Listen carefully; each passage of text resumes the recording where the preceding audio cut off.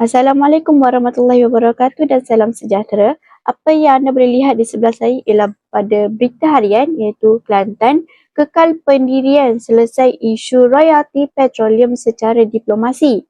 Pada hari ini, saya akan membincangkan satu isu yang sering menjadi polemik dalam media arus perdana dan media sosial iaitu isu pembayaran royalti petroleum kepada negeri Kelantan. Isu ini sering dipersembahkan secara ringkas dan sensasi. Ada pihak yang mengatakan Kelantan memang tidak layak menerima royalti petroleum. Ada pula yang mendakwa kerajaan persekutuan menafikan hak negeri. Persoalannya, yang manakah benar? Untuk memahami isu ini secara adil dan objektif, kita perlu melihatnya melalui 3 sudut utama. Yang pertama, sejarah dan perjanjian asal. Yang kedua, tafsiran undang-undang berkaitan sepadan laut. Yang ketiga, pendirian terkini kerajaan negeri dan persekutuan seperti yang dilaporkan media. Hanya untuk memahami ketiga-tiga aspek ini, barulah kita boleh menjawab persoalan sama ada Kelantan benar-benar tidak layak atau isu ini sebenarnya lebih kompleks daripada yang kita sangkakan. Saya akan menerangkan latar belakang sejarah dan undang-undang terlebih dahulu. Isu ini bermula pada tahun 1974 apabila kerajaan Malaysia menggubal satu undang-undang penting iaitu Akta Pembangunan Petroleum 1974. Melalui akta ini, semua hak milik, kuasa dan keistimewaan terhadap petroleum di Malaysia diserahkan kepada Petroleum Nasional Berhad atau lebih dikenali sebagai Petronas. Petronas diberi kuasa eksklusif untuk mengurus, mengawal dan membangunkan sumber petroleum negara. Sebagai balasan, Petronas perlu membayar tunai sebanyak 5% kepada negeri-negeri yang berkaitan. Pada tahun 1975, Kerajaan Negeri Kelantan telah menandatangani perjanjian rasmi dengan Petronas untuk menerima bayaran 5% tersebut. Ini sangat penting kerana dari sudut sejarah dan dokumen perjanjian memang wujud asas bahawa negeri berhak menerima bayaran hasil petroleum. Jadi, jika kita melihat hanya dari sudut perjanjian asal, tidak tepat untuk mengatakan Kelantan langsung tidak mempunyai hak di mana bermulanya pertikaian berlaku. Masalah mula timbul apabila petroleum yang ditemui berada di kawasan luar pantai yang jauh dari daratan Kelantan. Kerajaan Persekutuan merujuk kepada satu lagi undang-undang iaitu Akta Laut Wilayah 2012. Di bawah akta ini, sepadan laut negeri ditetapkan hanya sejauh 3 batu nautika dari pantai. Sebahagian besar telaga minyak yang dikaitkan dengan Kelantan berada melebihi jarak tersebut. Berdasarkan tafsiran Kerajaan Persekutuan, kawasan pengeluaran petroleum yang terletak melebihi 3 batu nautika dari pantai tidak lagi berada dalam kawasan sepadan negeri Kelantan. Menurut Akta Laut Wilayah 2012, sempadan maritim negeri dihadkan hanya setakat 3 batu nautika. Kawasan selepas itu dianggap sebagai wilayah persekutuan. Maka, hujah kerajaan persekutuan adalah seperti berikut, iaitu jika telaga minyak berada di luar 3 batu nautika, maka ia bukan dalam kerajaan wilayah negeri. Jika ia bukan dalam wilayah negeri, maka negeri tidak mempunyai kuasa ke atas kawasan tersebut. Oleh itu, bayaran tersebut tidak dianggap sebagai royalti negeri kerana hasil itu tidak diambil dari kawasan di bawah bidang kuasa negeri.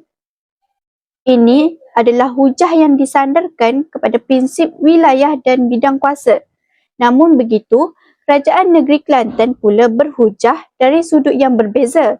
Kerajaan negeri berpendapat bahawa perjanjian tahun 1975 yang ditandatangani dengan Petronas tidak menyatakan bahawa bayaran 5% itu terhad hanya kepada kawasan dalam 3 batu nautika. Perjanjian tersebut menyebut bayaran berdasarkan hasil petroleum yang diperoleh berkaitan negeri tersebut tanpa memperincikan hak jarak tertentu dari pantai. Oleh itu, negeri berpendapat bahawa selagi petroleum itu dikaitkan dengan negeri Kelantan, maka bayaran 5% tetap perlu dibuat walaupun pengeluaran berlaku di luar pantai. Di sinilah konflik tafsiran berlaku. Kerajaan Persekutuan mentafsir isu ini berdasarkan sepadan wilayah yang ditentukan oleh undang-undang yang lebih baharu. Kerajaan negeri pula mentafsir isu ini berdasarkan perjanjian komersial asal yang dibuat sebelum Akta Laut Wilayah diwujudkan. Secara ringkasnya, konflik ini berlaku kerana dua dokumen undang-undang yang berbeza digunakan sebagai asas hujah, iaitu satu yang menekankan bidang kuasa wilayah, satu lagi yang menekankan komitmen perjanjian. Sebab itulah isu ini tidak boleh disederhanakan sebagai isu politik semata-mata. Ia sebenarnya pertentangan tafsiran antara undang-undang sepadan laut dan perjanjian asal yang tidak menyatakan had geografi secara jelas. Terdapat juga isu berkaitan istilah royalti dan wang ehsan. Pada satu tempoh, bayaran tidak disalurkan sebagai royalti tetapi sebagai wang ehsan. Perbezaannya sangat besar. Royalti bermaksud bayaran berdasarkan hak perjanjian, manakala wang ehsan pula merujuk kepada bantuan yang tidak mengiktiraf hak mutlak negeri. Perbezaan istilah ini memberi implikasi dari segi pengiktirafan kuasa dan autonomi kewangan negeri. Jika kita analisis isu ini secara objektif dan tidak berpihak, terdapat beberapa perkara penting yang perlu difahami secara berlapis. Yang pertama, Perjanjian tahun 1975 antara Kerajaan Negeri Kelantan dan Petronas memang wujud dan sah dari sudut undang-undang. Dan ini menyatakan bahawa bayaran 5% perlu dibuat sebagai balasan kepada penyerahan hak petroleum kepada Petronas.